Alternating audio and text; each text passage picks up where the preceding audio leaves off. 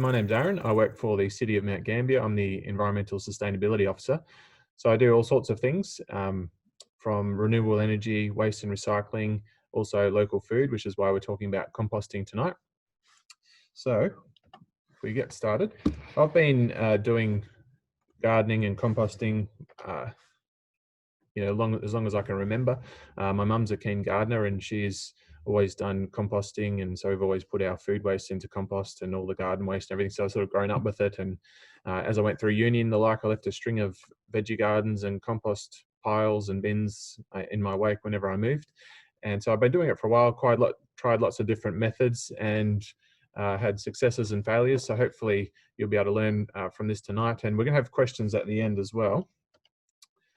So if you do have any questions as we go along, I won't answer them as we go along, but I'll do it at the end. But just use the Q&A function. So rather than the chat, use the Q&A function, and then I'll answer any questions at the end. So we're going to cover what is compost, why would you do it, how to compost, some different methods, common issues, and also keys to success, and also where to get discounted composting gear.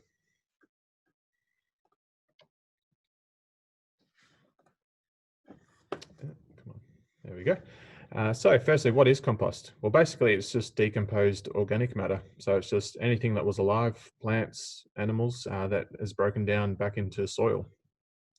So it's the natural process of recycling your organic material into a rich soil amendment. It's gardener's black gold.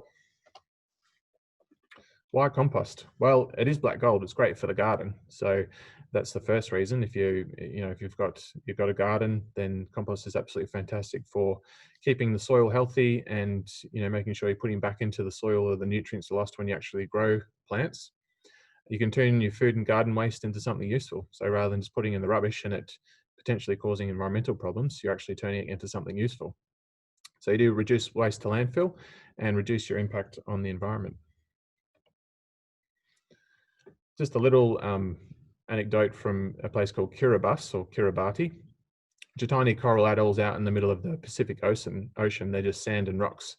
I did a very short volunteer stint there a number of years ago, and they are literally just sand and rocks. So they don't have any real natural soil to speak of. So if they want to grow veggies, they have to make their soil. And so they do that with compost. And the photo you can see there with the raised beds made with the cinder blocks, all those raised beds are filled with soil that they've made from compost. So that's probably one of the worst parts on the main island of Tarawa. And they've actually created a whole farm, if you like, a little farm, just using compost to create the soil. And same with the lady with the garden beds made out of the coconut husks. So she's made all that with compost so that she can grow lettuce and things for her family. So if you can do it in Kiribati, you can do it anywhere. So a little bit on waste. So this is a photo of one of the cells of the landfill, Caroline landfill, which is where all Mount Gambier's rubbish goes to, and also from other towns in the lower southeast region of South Australia. And what we have here is that little person that you can see there is actually, that's me, a photo of me. I'm almost 2 meters tall. So if you extrapolate that out, you can see that's quite large. And that is only one part of the landfill that only took 2 years to fill up. So as you can see from the colours on the bin and also the colours that's projected onto the landfill cell there, 36% of what's going to landfill is food waste, and another 9% is garden waste. So that's all material that could be composted and shouldn't really be going to landfill because it's a waste of resources and it can cause other problems, which I'll mention in a moment. Why is organics in landfill a bad thing? Well, it's a waste of resources. As I mentioned, you can turn them, you can recycle them through compost, turn them into a valuable product. When organics rot in landfill, they create methane, which is a potent greenhouse gas, and it's also just a dangerous gas in general as well.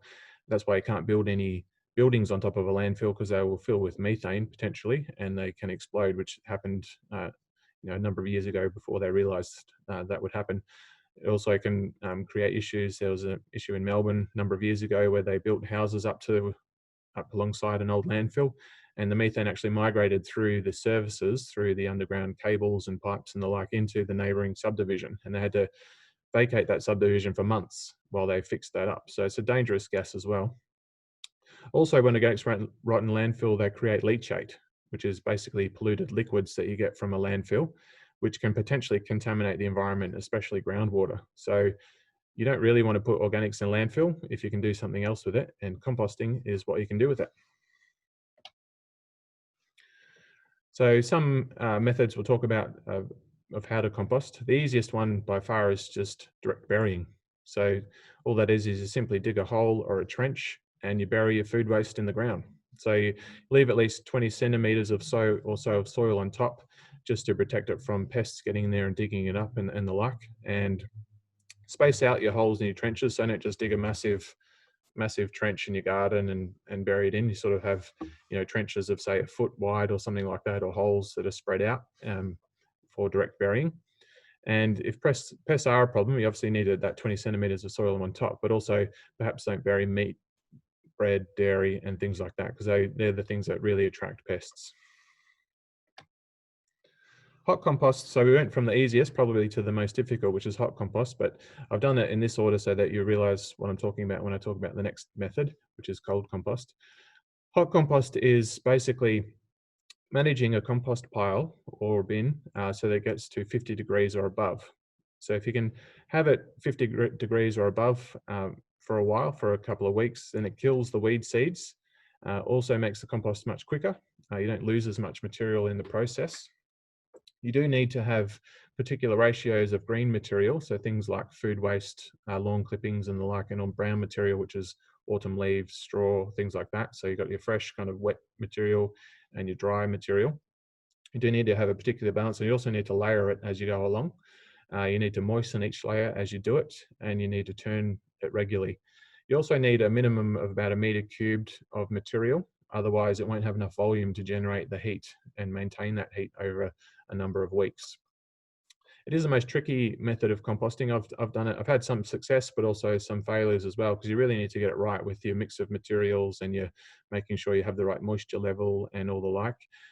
So I wouldn't recommend this for people who haven't done much composting before or much gardening. But if you are an experienced gardener, then you could definitely give it a go. It is good in that you get more material. You also kill some of the weed seeds and things like that, and you get it much quicker, but it is more difficult. So cold compost, this is probably, you could call this mainstream compost or lazy compost. It's the one where you basically have a compost bin or a pile or the like, and you just throw everything in and you leave it. So that will work, if you have a bin or a pile like in the photos there.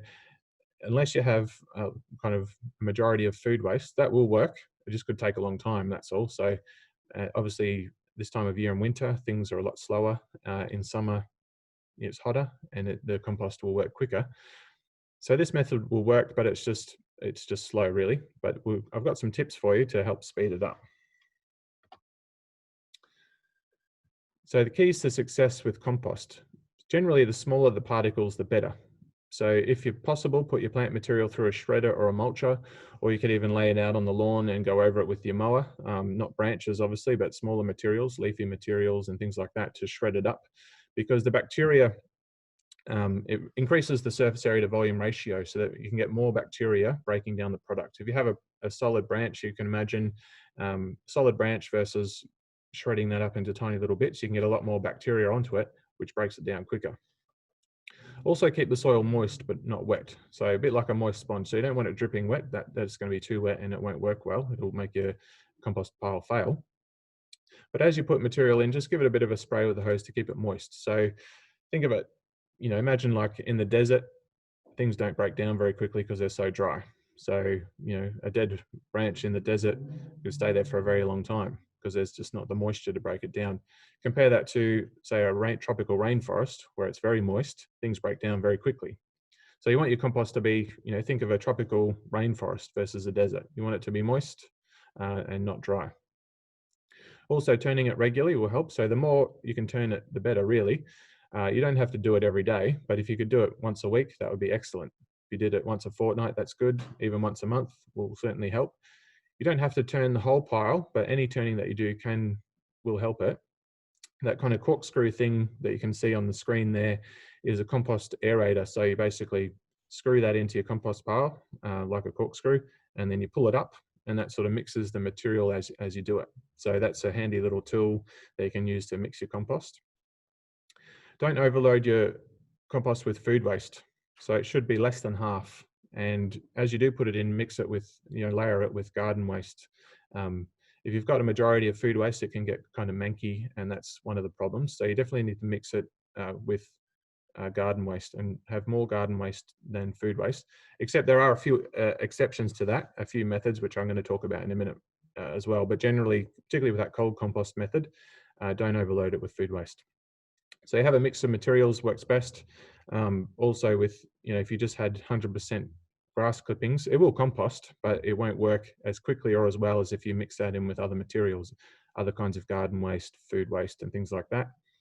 It's also a good idea to have at least 2 compost bins or 2 compost piles, so that as you fill one up, when that gets to full, you start filling up your second one. By the time you've filled up the second one, that first one will have broken down into compost, especially if you're following these tips about shredding things up, mixing things, keeping it moist, and the like. So compost tumblers. So you might have seen these things around. They can be very handy. It's similar to what I just said about the 2 piles. It's got 2 compartments. You put your material in one side. When that fills up, then you start filling the second side up. When the second side's full, the first side should be broken down into compost. One of the main advantages, it's very easy to turn. So you could turn this one every day, or as often as you could get to it, because they're very easy to turn. Particularly this compost tumbler here, it has a ratchet on the side. So as you turn it, it won't fall back down. Some of these tumblers, they're quite hard to turn over because they sort of half fill with material, and then it sort of makes it difficult to turn it over. Whereas this has got a ratchet, so you can do it in little increments, and it will just sort of go up a little bit, stay there, a little bit, stay there, a little bit, stay there. Makes it very easy to turn. They're suitable for food waste, but put a little bit of garden waste in there as well. Not suitable if you've got a large garden, so you're generating a lot of garden waste. It won't process all of that, but it is good for food waste mixed in with a bit of garden waste. Vermin resistant, very hard for mice and things to get up into the actual tumbler, so it won't attract them. And it does make compost quicker than conventional compost because it's so easy to turn. So particularly if you keep it moist, keep an eye on the moisture level. If you've got lots of food waste in, you might not need to add moisture, but just keep an eye on that. As I said, it needs to be like a kind of a moist sponge, not wet, but not dry either. And you can make compost quicker than your conventional compost bin or pile. Worm farms, good for food waste, but again, not for large amounts of garden waste. If you've got a large garden, you certainly couldn't put it through a worm farm unless you had a massive worm farm, but not this kind of smaller worm farm. It's generally not recommended to put meat and dairy and bread into the worm farm. They're vermin resistant. They make vermicast, which is worm poo, which is excellent for the garden. So if you dig that in in your garden, that's absolutely excellent for the plants. Also makes the liquid fertilizer. So generally they have a kind of a tray or a container underneath, and that's the worm wee really. Also excellent for the garden. So you just mix that in with water and you can spray that onto your garden, and excellent for the soil microbes and your veggies, your plants. This is called a green cone solar composter. So suitable for any kind of food waste, including meat and dairy and bread. Not really meant for garden waste. So this is more just for your food waste. It's vermin resistant. It's how it works is that that bottom half of it, that black basket section, you actually dig a hole in the ground and you put that in the ground, and then the ground levels, between the area between the black basket and the green top. Put it in a sunny area. It's actually got another cone inside of it, and what happens is the sun shines onto it and creates heat, and it sort of kind of dries out the food waste, plus you get the microbes from the soil and the worms going into it as well, which break it down. It doesn't really produce much compost, so they say it takes about 2 years to fill up this basket that's there for the average household with their food waste. So it's really just a way to manage your food waste, and you don't get a lot of compost out of it, but it is an excellent way to manage your food waste. And you wouldn't use this exclusively if you did want to just have compost for your garden. You'd have one of these other methods. You might put your food waste in this, especially considering you can put your meat and your dairy and things like that into it. But it's a good option. Bogashi bin. So I haven't actually done this one myself, but the basics are on here. So it's kind of, they call it indoor composting. It's like your kitchen caddy that you might have if people have a green organics bin or FOGO bin in Mount Gambier, but you spray it with enzymes. So you can put any kind of food waste in there, including your meat, dairy, bread. So the spray that you put on there has microbes, enzymes in it that ferment the food waste, and then you bury the fermented food waste in the garden. So it's like the direct burying method, but you kind of pre-composted the food waste. So with those enzymes, those microbes, which breaks it down, reduces the volume, but also adds a lot of beneficial bacteria into your garden, into the garden soil. So if you want to find out more information, there's a good website called bokashiliving.com, which has a lot of information about that on there.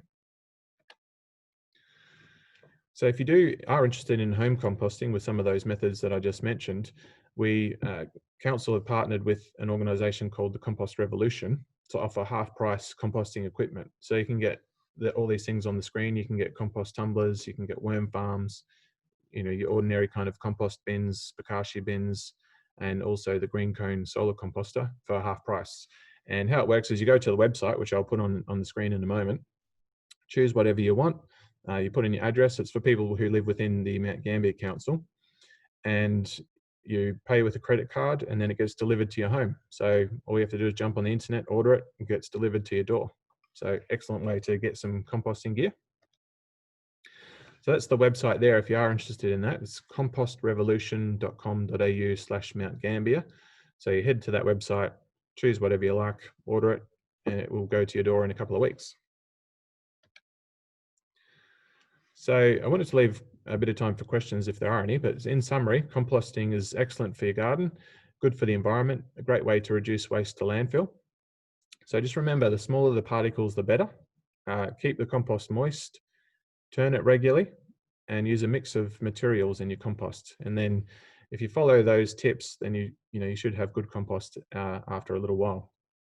Get your discounted compost gear at compostrevolution.com.au/Mount Gambier.